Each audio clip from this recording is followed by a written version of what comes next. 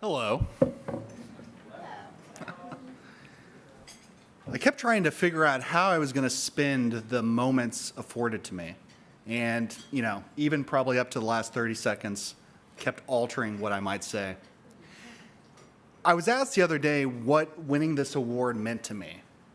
And as someone who is not particularly comfortable with a lot of public recognition, it's been a little awkward. But I'll say that the thing that mattered the most to me, the thing that touched me the most, isn't the award per se.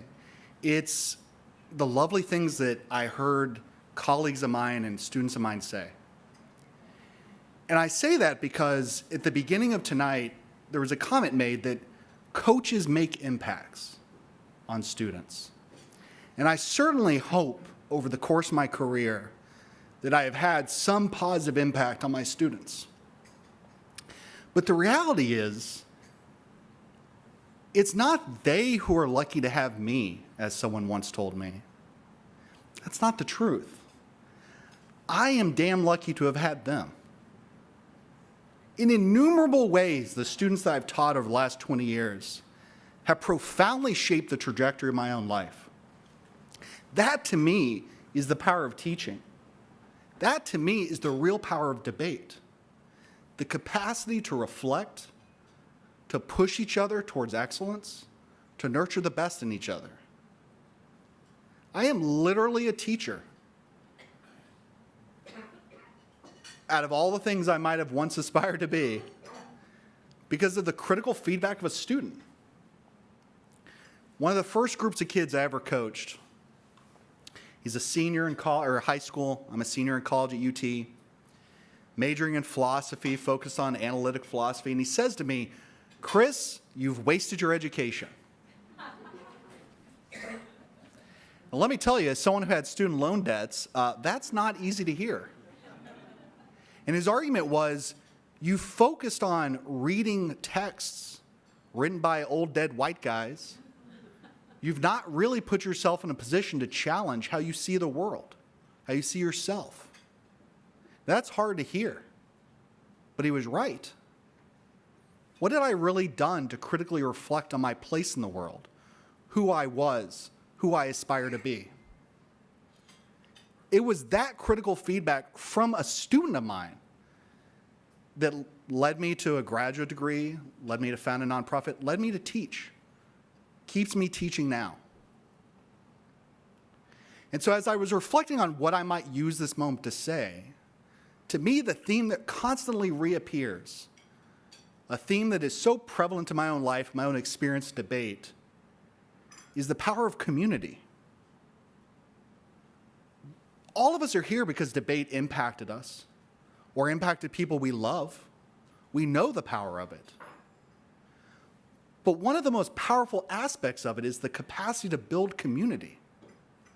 As you all have mingled with each other tonight, so many of you have connections because of debate. Even if you didn't know each other before the night, that becomes a common language amongst you. And at some point tonight, you're going to be asked to look within your hearts, with your souls, and your pocketbooks, and to pledge some money to support opportunities for our students. I'll leave it to others to make the pitch for that.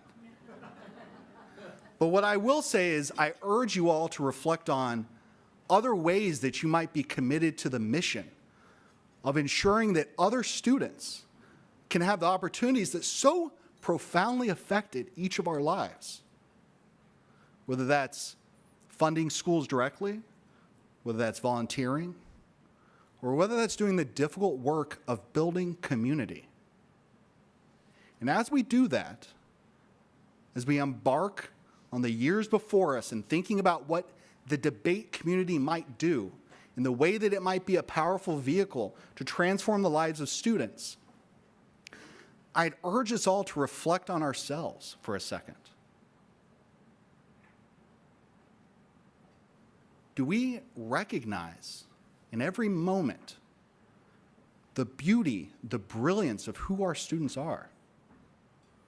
The profound capacities that they have to achieve meaningful, ambitious goals?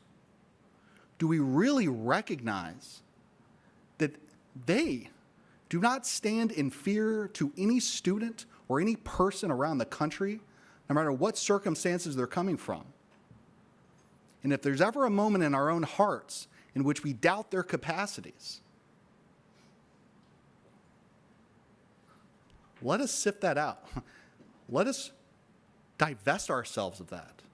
Let us recognize that the students that we're talking about here are brilliant, empathetic, wonderful people who have profoundly shaped, at least my own students have profoundly shaped my life. I think that's true of so many of the coaches in this room.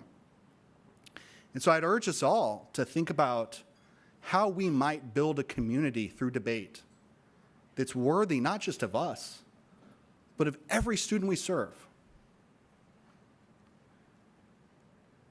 And with that, I thank you.